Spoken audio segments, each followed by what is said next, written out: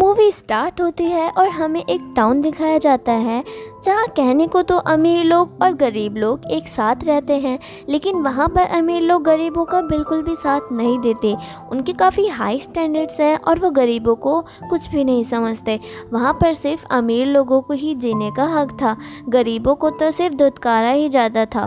ये movie based है इसी टाउन में रहने वाले ऑर्थर फ्लेक्स नाम के एक आदमी पर, जो कि अपनी मदर के साथ रहता है और उसे कॉमेडी बहुत पसंद है। उसका सपना था कि वो एक दिन बहुत बड़ा कॉमेडियन बने और उसका आइडल एक थॉमस नाम का आदमी था, जो कि बहुत बड़े कॉमेडियन शो को होस्ट करता था। वो भी थॉमस की तरह ही बहुत बड़ा कॉमेडियन बनना चाहता था और वो इसके लिए बहुत मेहनत भी किया करता था।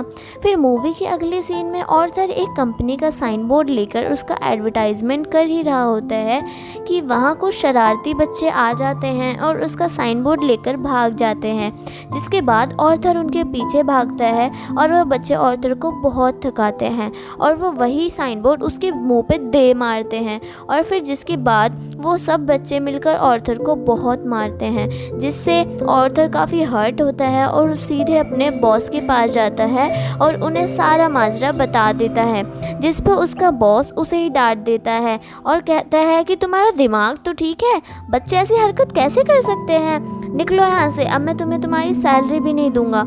ऑर्थर में कॉन्फिडेंस की बहुत कमी होती है, इसलिए वो वहाँ पर कुछ भी नहीं बोल पाता और उदास होकर वहाँ से बाहर आ जाता है और सोचता है कि क्या मैं इतना बुरा हूँ कि कोई मेरी बातों पे यकीन ही ना करे। घर आता है और डांस करने लगता है और यहाँ पर हम ये देखते हैं कि वो फिज़िकली काफ़ी वीक होता है। और फिर अगले दिन वो अपने कलीग से मिलता है और उसे उन बच्चों के बारे में सब कुछ बता देता है, जिस पे उसका कलीग कहता है कि ये तो बहुत बुरा हुआ, तुम्हें तुम्हारा ख्याल रखना चाहिए यार, और उसे एक गन देता है, जिस पे ऑर्थर उसे लेने से इनकार कर देता है, लेकिन वो आदमी ज़बरदस्ती उसे अपनी गन दे देता है और फिर ऑर्थर अपने घर के लिए निकल पड़ता है। फिर बस में होता है और उसके सामने एक बच्चा बैठा होता है और वो उसे हंसाने की कोशिश करता है, जिस पे वो बच्चा ज़ोर ज़ोर से हंसने लग जाता है। बच्चे की मदर ऑर्थर से कहती है हटो, हमें परेशान मत करो, और इस बात पे ऑर्थर हंसने लग जाता है। इनफैक्ट हमें बताया जाता है कि ऑर्थर को काफ़ी सीरियस साइकोलॉजी मेंटल डिसऑर्डर होता है और वो अपनी हंसी को कंट्रोल नहीं कर पाता, उसे कहीं पर भी हंसी आ जाती है। फिर वो बस में बैठा होता है, उस लेडी को एक कार्ड देता है जिसमें उसकी बीमारी के बारे में सब कुछ लिखा होता है। फिर वो घर आता है और मेडिसिन्स लेने लगता है। इनफैक्ट वो काफ़ी गरीब होता है और ये दवाई काफ़ी एक्सपेंसिव थी, तो वो गवर्नमेंट के बनाए मेडिकल सेंटर से ही वो दवाई फ्री में लेता था। एक दिन वो अपनी साइकेट्रिस्ट के पास जाता है और उसकी साइकेट्रिस्ट उससे कहती है कि तुम मुझे अपनी डायरी दिखाओ कि तुम उसमें क्या क्या लिखते रहते हो। जैसे ही वो उसकी डायरी खोलती है, उसमें ये लिखा होता है तरह नहीं मरना चाहता जिस तरह मैंने अपनी पूरी ज़िंदगी गुजारी है। और जब ऑर्थर वहाँ से अपने घर आता है तो उसकी मदर उससे पूछती है कि क्या थॉमस की तरफ से कोई लेटर आया, और ऑर्थर कहता है कि नहीं, आज भी नहीं। थॉमस इस मूवी में बहुत रिच बिजनेसमैन दिखाया गया है और लोग उससे बहुत डरते हैं। और फिर उसकी मदर कहती है कि अगर उसे हमारी इस कंडीशन का पता चलेगा तो वो हमारी हेल्प ज़रूर करेगा। और अगले दिन जब वो बाहर आता है तो वापस आते हुए रास्ते में उसे एक सिंगल मदर मिलती है, जिसके साथ उसकी छोटी बेटी भी होती है। वो ऑर्थर को काफ़ी अच्छी लगने लग जाती है, जिसके बाद वो अपने घर आ जाता है, जहाँ उसकी मदर उससे फिर उस लेटर के बारे में पूछती है, जिस पे ऑर्थर कहता है कि आपको क्या लेना देना उस लेटर से, वो हमारी मदद नहीं करेगा। अगले दिन हम देखते हैं कि वही सिंगल लड़की ऑर्थर के घर पर आते हैं और उससे कहते हैं कि मैं कुछ दिन से नोट कर रही हूँ कि तुम मेरा पीछा कर रहे हो, जिस पे ऑर्थर कहता है कि हाँ, तुम मुझे अच्छी लगती हो। और इस पर वो लड़की हंसने लग जाती है और वो जल्द ही वो दोनों दोस्त बन जाते हैं। ऑर्थर को एक जगह से जोकर की जॉब आती है और वो एक चिल्ड्रन हॉस्पिटल होता है, और जब ऑर्थर वहाँ पर जाता है तो वहाँ डांस कर रहा होता है और उसकी पॉकेट से वही गन बाहर आकर गिरती है, जिस पे सब बच्चे डर जाते हैं और स्टाफ हैरान होता है कि इसके पास गन क्या कर रही है।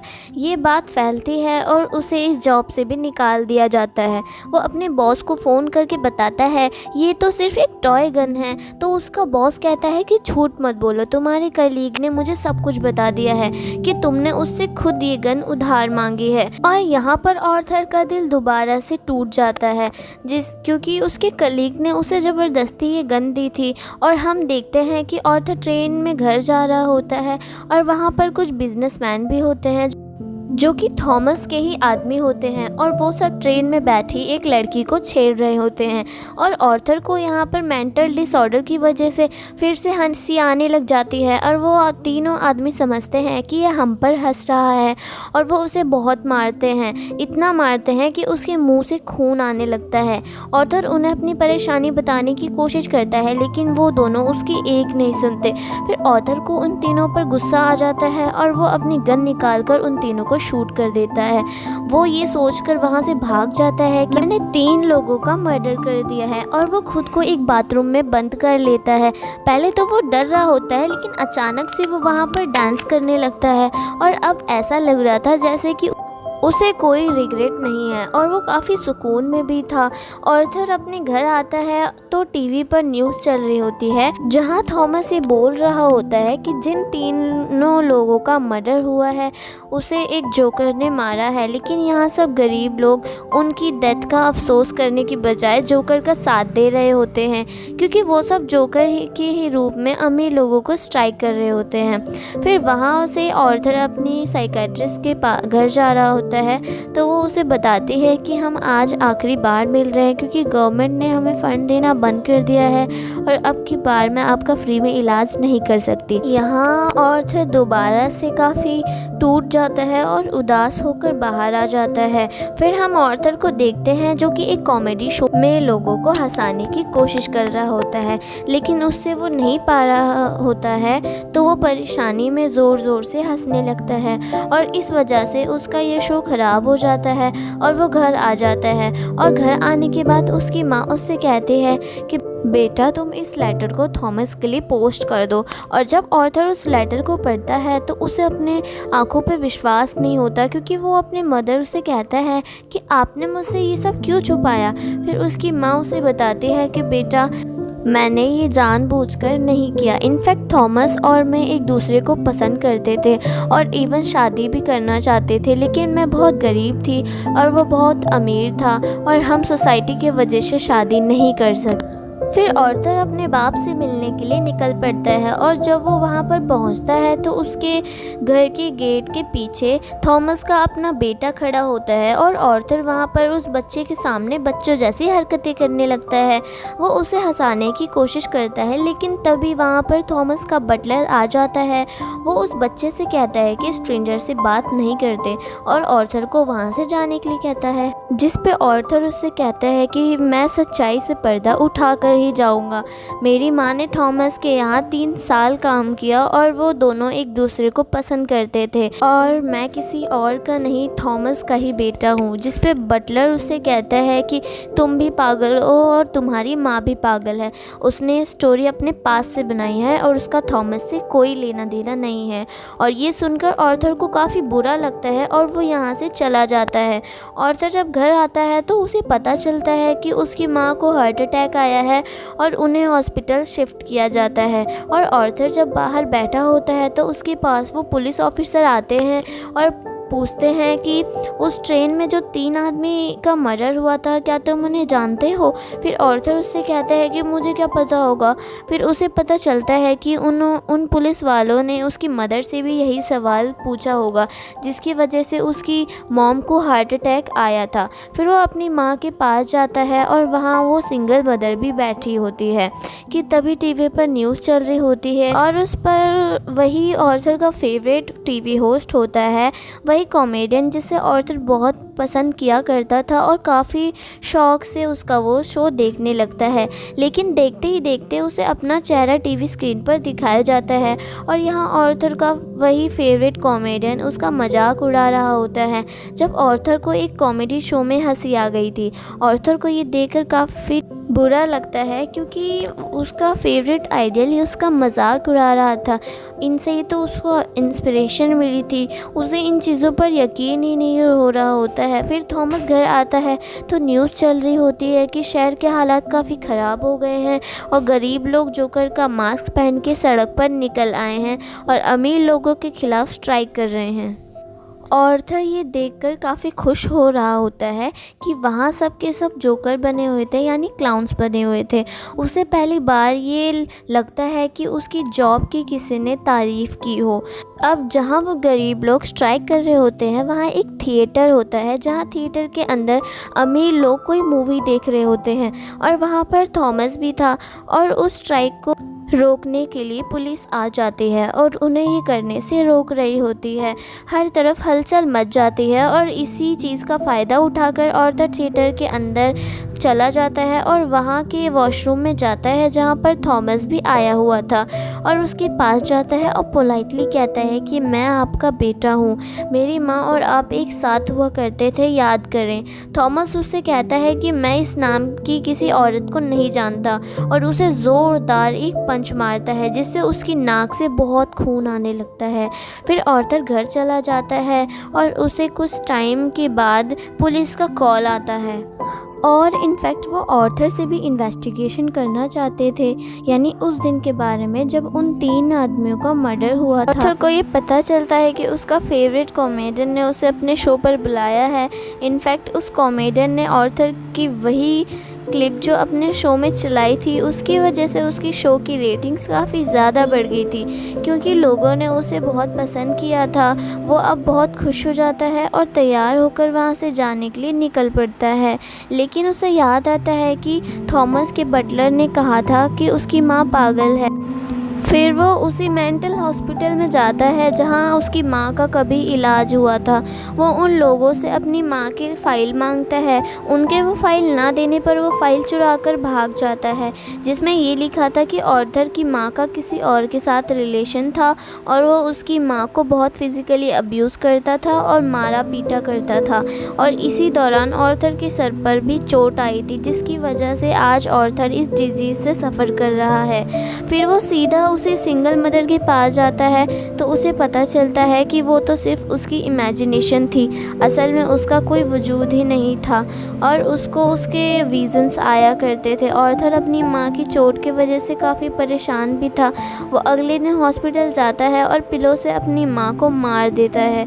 घर आता है तो उसे एक पिक्चर मिलती है जिसमें पीछे लिखा होता है कि मुझे तुम्हारी स्माइल बहुत पसंद है, जो कि थॉमस ने लिखा था, और ये पिक्चर उसकी माँ की थी, जहाँ उसे ये रियलाइज़ होता है कि उसकी माँ झूठ नहीं बोल रही थी। फिर वो काफ़ी दुखी हो जाता है और उसे कुछ समझ नहीं आ रहा होता है कि आसपास क्या हो रहा है। तभी वहाँ पर उसका वही कलीग आ जाता है, कहता है कि उस दिन जो ट्रेन में कत्ल हुए थे तो और तुम्हारी माँ का भी मर्डर हुआ है, तो उसके बारे में मैं कुछ जानना चाहता हूँ। ऑर्थर को लगता है कि फिर से मेरा जीना हराम कर देंगे, इसलिए वो अपने कलीग को बहुत ही ज़्यादा ब्रूटल तरीके से मार देता है। अब उसके बाद ऑर्थर तैयार होकर अपने फुल जोकर का कॉस्ट्यूम पहनकर अपने फेवरेट कॉमेडियन के शो में जाने की तैयारी कर रहा था। वो बहुत खुश हो जाता है और रास्ते में डांस करते हुए जा रहा होता है कि वहीं पर वो दोनों पुलिस ऑफिसर भी आ जाते हैं जो उससे ट्रेन में हुए हादसे के बारे में इन्वेस्टिगेशन कर रहे थे। पर ऑर्थर वहाँ से भाग आता है और भागते भागते ट्रेन में घुस आता है, जहाँ बहुत सारे लोग ऐसे थे जिन्होंने जोकर का कॉस्ट्यूम पहना था। फिर पुलिस इतने सारे क्लाउन्स में उसे ढूंढ ही नहीं पाती और इसी बात का फ़ायदा उठाकर वहाँ से ऑर्थर भाग आता है और अपने फेवरेट कॉमेडियन के शो में जाने लगता है। और जब वो वहाँ पहुँचता है तो वो कॉमेडियन उससे पूछता है कि क्या तुम भी जोकर बने हो और क्या तुम भी अमीरों के ख़िलाफ़ प्रोटेस्ट कर रहे हो। ऑर्थर उन सब से रिक्वेस्ट करता है कि आप प्लीज़ किसी को मेरे बारे में कुछ ना बताइएगा सिवाय इसके कि मैं एक ऑर्डिनरी जोकर हूँ। और फिर उसका लाइव शो स्टार्ट हो जाता है। फिर ऑडियंस इस चीज़ को देखकर काफ़ी खुश हो जाती है और इस चीज़ को एडमायर भी कर रही होती है। फिर उसका वो फेवरेट कॉमेडियन उससे ये सवाल करता है कि तुम यहाँ जोकर बनकर क्यों आए हो। तो जोकर कहता है कि मैं हमेशा खुश रहना चाहता था और मैं लोगों को भी खुशियाँ बांटना चाहता था। लोगों ने मुझे इस गेटअप में पसंद किया तो मैंने सोचा क्यों ना मैं ऐसे ही आ जाऊं। वो यहाँ पर बहुत ज़्यादा सरप्राइजिंग बात भी करता है कि वो इस हुए शो में सबके सामने ये बता देता है कि उस दिन ट्रेन में जिन लोगों का मर्डर हुआ था उन्हें मैंने ही मारा है। और मैंने आपको ये सब इसलिए बताया क्योंकि अब तक जितने भी गरीब मरे, कितने ही अमीर लोगों ने गरीब लोगों को बेदर्दी से कत्ल किया, क्या तब किसी ने वो नोटिस किया? क्या तब लोगों ने अमीर लोगों के खिलाफ आवाज़ उठाई या उन गरीबों को याद किया? तो मुझे बताएं। और जब मैंने किसी अमीर आदमी को मार दिया तो लोग इतना शोर क्यों मचा रहे हैं? क्या सब इंसान एक बराबर नहीं है? क्या अमीर लोगों में कोई ख़ास बात होती है? वो कहते हैं कि सोसाइटी बहुत ख़राब हो चुकी है और सिर्फ अपना फ़ायदा सोचती है, और अगर तुमने मुझसे शो में बुलाया है तो इसमें तुम्हारी रहमदिली तो बिल्कुल भी नहीं है। तुम्हारे शो की रेटिंग्स मेरी वजह से बढ़ रही थी, इसलिए तुमने ऐसा किया। फिर आर्थर का वो फेवरेट कॉमेडियन कहता है कि ऐसी बात हरगिज़ भी नहीं है। फिर आर्थर को गुस्सा आ जाता है कि तुम अभी भी झूठ बोल रहे हो, और इसी के साथ वो अपनी गन बाहर निकालता है और उससे सबके सामने उसको शूट कर देता है। लोग घबरा जाते हैं और वहाँ से बाहर निकलने लग जाते हैं, लेकिन आर्थर को हम यहाँ काफ़ी कॉन्फिडेंट देखते हैं। वो किसी से भी नहीं डर रहा होता है। और फिर पुलिस आ जाती है और आर्थर को अरेस्ट कर लेती है और अपनी गाड़ी में बैठाकर कहीं ले जाने लगती है। लेकिन आर्थर रास्ते में देखता है कि उसके बहुत ज़्यादा सपोर्टर्स हैं जो उसे सपोर्ट कर रहे हैं, और रास्ते में उनमें से कोई एम्बुलेंस में बैठता है और उसकी टक्कर उस पुलिस की गाड़ी में कर देता है, जिसकी वजह से वो पुलिस की गाड़ी पलट जाती है। और फिर वो सब आर्थर को निकालने लगते हैं और फिर वो उन सब लोगों में शामिल हो जाता है और उसी कार के ऊपर खड़ा हो जाता है, और अब सब लोग उसे देख पा रहे होते हैं और उसे चीयर्स कर रहे होते हैं। उसके मुंह और नाक से बहुत ज़्यादा खून आ रहा होता है, लेकिन वो उसी खून से अपनी स्माइली बना लेता है, हाथ बाहर निकाल कर ज़ोर ज़ोर से हंसने लग जाता है। ये इनफैक्ट एक ऐसी स्माइल थी जिसके पीछे गम, तकलीफ़, दर्द छुपा हुआ था। वो अब उन सब लोगों का हीरो बन चुका था और ये सोचकर काफ़ी खुश था कि फाइनली उसकी तारीफ़ कर रहे थे और उसे अप्रिशिएट भी कर रहे थे। और दूसरी तरफ हम थॉमस को देखते हैं जो कि अपनी वाइफ और अपने बेटे के साथ शहर छोड़कर जा रहा होता है कि वहीं साइड पर खड़ा हुआ एक जोकर उन लोगों को शूट कर देता है, लेकिन वो उसके बेटे को छोड़ देता है। फिर मूवी का अगले सीन चेंज होता है और फिर हमें आर्थर यानी जोकर साइकेट्रिस्ट के पास दिखाया जाता है। वो वहाँ पर भी हंस रहा होता है। फिर वो साइकेट्रिस्ट उसे कहती है कि तुम बिना वजह के हंसते क्यों रहते हो? तो आर्थर उससे कहता है कि आप इस फीलिंग को कभी भी नहीं समझ पाएंगे, और ये कहकर वो वहाँ से बाहर आ जाता है। और हमें दिखाया जाता है कि उसके जूतों के नीचे खून लगा होता है, जिससे ये जाहिर हो रहा था कि उसने उस साइकेट्रिस्ट का मर्डर कर दिया है। और इसी के साथ ये मूवी एंड हो जाती है। वेल दोस्तों, अगर आपको ये मेरा वीडियो अच्छा लगा तो प्लीज़ मेरे चैनल को सब्सक्राइब करिएगा एंड नीचे कमेंट करके मुझे ज़रूर बताना कि आपको इस मूवी की स्टोरी कैसी लगी। Thanks for watching.